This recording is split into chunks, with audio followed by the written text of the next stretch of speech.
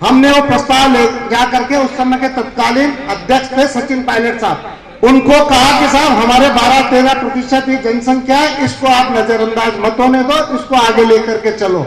उन्होंने अपने मैनिफेस्टो में वादा किया कि हमारी सरकार बनेगी तो हम ब्राह्मण समाज के लिए कल्याण के उत्थान के लिए बोर्ड बनाएंगे, विप्र कल्याण बोर्ड।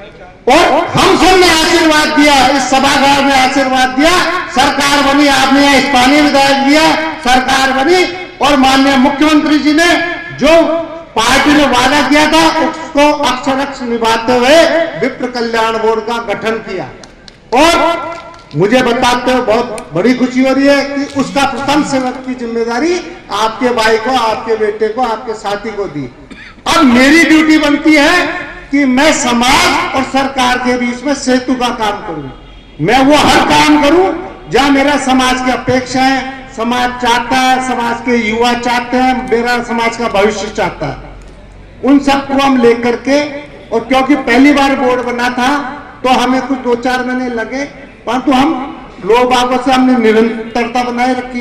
पहली बार आपने देखा होगा किसी जाति समाज के लिए बड़े बड़े अखबारों में हमने सरकारी विज्ञापन दिए कि आपके पास कोई योजना हो, आपकी कोई समाज के उत्थान के लिए, कल्याण के लिए कोई अपेक्षा हो तो आप हमसे आके संपर्क करो, हमें बताओ। उन सब समस्याओं को लेकर के हम आगे बढ़े, उन सुझावों को लेकर के आगे बढ़े। और आपने देखा जब हम बने थे तो 2-1 महीने बाद में रीट की परीक्षाएं थी। रीट की परीक्षाओं के अंदर आखिरी थी 5-6 मई को मेरे पास कुछ मेरे साथी मिले कि साहब ये ईडब्ल्यूएस के प्रमाण पत्र नहीं बन रहे, इसमें बड़ी समस्या आ रही है, 20% के बने तो ये भर नहीं पाएंगे, दिक्कत हो जाएगी। तो मैं माननीय मुख्यमंत्री जी के पास गया और मैंने उनको समझाया कि साहब ये 20% है, ये तो धन्यवाद देंगे नहीं, ये जो 80% है। तो बोले आपको क्या कर सकते हैं। उन्होंने अधिकारियों को बुलाया और उनको उसी टाइम निर्देश दिए कि भाई इसमें कोई रास्ता निकाल के लाओ। और शाम तक तो उन्होंने आदेश जारी कर दिए कि इनको ओबीसी की तर्ज पे 3 साल के लिए ईडब्ल्यूएस का प्रमाण पत्र जारी हो जाए। ये हमारे युवा जो बैठे इनको पता है इसका कितना फायदा हुआ। उसके अलावा हमारी बच्चियां, अभी भी यहाँ मंच पे मुझे कहा गया कि बच्चों के लिए हॉस्टल की व्यवस्था, हमने कहा साहब हॉस्टल, क्योंकि पहली बार भी ईडब्ल्यूएस बोर्ड भी पहली बार बना था, माननीय मुख्यमंत्री जी ने पहली बार ईडब्ल्यूएस बोर्ड बनाया और बजट में 100 करोड़ रुपए का प्रोविजन किया ईडब्ल्यूएस बोर्ड के लिए। तो हमने सुझाव दिया, मैं और उस समय अनिल शर्मा जी थे ईडब्ल्यूएस बोर्ड के अध्यक्ष, हम दोनों ने मिलकर सुझाव दिया कि सब बच्चों के लिए कुछ करो। तो सरकार ने सभी संभागीय स्तर पर बच्चों के लिए हॉस्टल जारी खुलवा दिए और बच्चियां उसमें एडमिशन लेकर के उसका लाभान्वित हो रही है। ये बोर्ड बने जब संभव हो पाया। तीसरा, जहां जाते थे वहीं कहते थे बच्चे कि साहब ऐसा हमारे यहाँ स्कॉलरशिप नहीं मिलती। स्कॉलरशिप के लिए हमारे यहाँ पहले कुछ प्रोविजंस थे, परंतु उसमें ऐसी व्यवस्थाएं थी स्कॉलरशिप के अंदर कि हमारे परिवार के बच्चों को तो 1 लाख रुपए आय परिवार के है और जितने भी आरक्षित वर्ग थे उन सब के बच्चों के लिए 2.5 लाख रुपए की परिवार की है।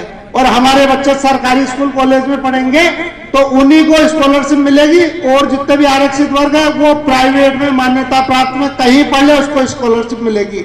हमने उन सब को लेकर के माननीय मुख्यमंत्री जी को हमने प्रस्ताव दिया और बताते हुए बड़ी खुशी हो रही है, उन्होंने अभी हमारी दोनों मांगे मानी और उन्होंने राज्य सरकार के आदेश जारी हो गए कि हमारे बच्चों को भी अब अन्य आरक्षित वर्गों की तरह 2.5 लाख रुपए परिवार की आय होगी और सरकारी, गैर सरकारी, प्राइवेट मान्यता प्राप्त किसी स्कूल कॉलेज में पढ़े उस बच्चे को स्कॉलरशिप का अधिकार होगा। तो ये बहुत बड़ी चीज है, इसको हमें प्रचारित प्रसारित करने की जरूरत है। ये कब हुआ? जब हम लोग बने। पहली बार राजस्थान के अंदर 4-4 कैबिनेट मंत्री, 10-10, 12 बोर्ड निगम के अध्यक्ष, दोनों उच्च पदों के ऊपर ब्राह्मण समाज। तो ब्राह्मण समाज का तो इससे बढ़िया स्वर्ण काल नहीं आ सकता। कार्यक्रम को आयोजित कर इतनी बड़ी संख्या में विप्र बंधुओं को यहाँ इकट्ठा कर लिया, वो सभी इस आयोजन के लिए बड़े बधाई के पात्र हैं। मैं उन्हें बधाई देता हूं कि आज पहले ही कार्यक्रम में आप सबकी उपस्थिति उन्होंने यहाँ करवा दी। हमारी बड़ी बहन अर्चना शर्मा जी यहाँ हैं, वो बहुत अच्छी तरह से इस बात को जानती हैं कि विप्र कल्याण के लिए अगर किसी सरकार ने आज तक कदम उठाए हैं तो माननीय गहलोत साहब की हमारी कांग्रेस सरकार ने कदम उठाए हैं। बड़े लंबे समय से जो मांग चली आ रही थी विप्र कल्याण बोर्ड की, उस बोर्ड को बनाकर यह साबित कर दिया कि विप्र कल्याण की तरफ कितना ध्यान माननीय मुख्यमंत्री जी का है और इस कांग्रेस सरकार का है। मैं आप सभी से एक बात कहना चाहता हूं, बांदीकुई में इस प्रांगण में बैठे तमाम विप्रजन, हम इस बात को जानते हैं कि हमारी जो पहचान है वो बुद्धिमत्ता को लेकर है, ज्ञान को लेकर है। हम अपने ज्ञान को निरंतर बढ़ाते रहें, क्योंकि ज्ञान एक ऐसी पूंजी है जो हमसे कोई नहीं छीन सकता, और वही ज्ञान जिसने हमें सर्वश्रेष्ठ बनाया, मुझे लगता है उसको और बढ़ाने की आवश्यकता है।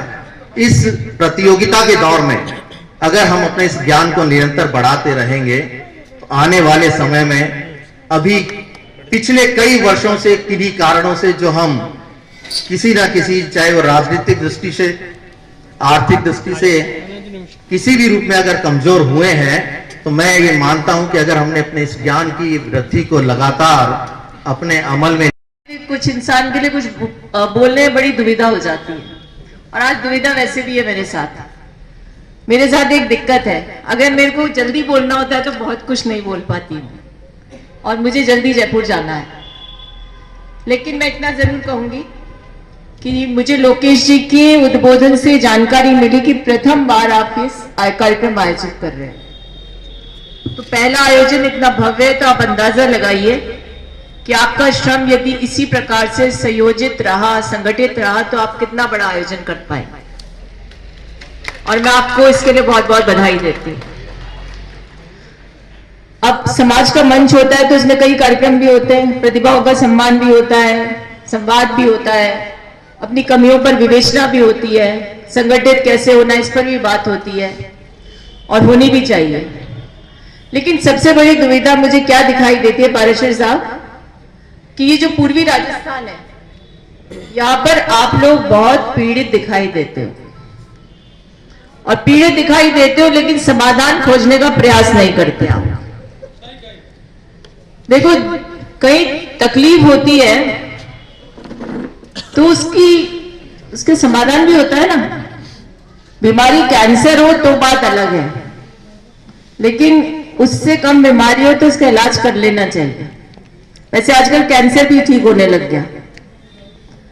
तो मेरा कहने का मतलब आप समझ रहे हो, वहां से दौसा तक आपको कोई नहीं पूछता, और इसलिए नहीं पूछता जो मेरी सोच है।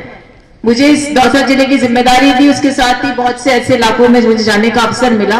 अभी महुआ से आ रही हूँ, हर जगह यही पीड़ा है कि साहब हमारी सुनवाई नहीं होती, हमारा प्रतिनिधित्व नहीं होता।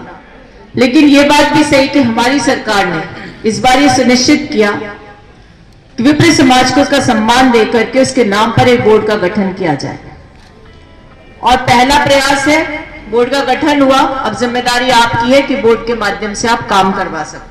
ऐसा नहीं होता, कुछ जगह शायद होता होगा, लेकिन क्या हम अपनी अप्रोच करते हैं पॉलिटिकल वर्कर्स को या किसी विभाग को?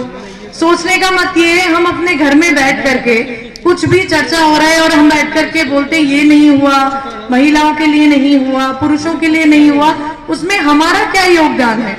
ये बहुत महत्वपूर्ण है कि हमने क्या किया। आपको कोई समस्या है, आप अपने पार्षद से साल में कितनी बार मिलते हैं, या कोई भी कार्यक्रम आप कब कराते हैं उन लोगों के लिए जिनके आप हेड है, चाहे वो प्राइवेट सेक्टर हो या फिर गवर्नमेंट सेक्टर हो। तो इम्पोर्टेंट ये है कि किसी भी चीज को किस तरह से एग्जीक्यूट किया जाए या किसी की नीति किस तरह से बनाई जाए। आज हम बात करते हैं ब्राह्मण समाज की उच्च पदों में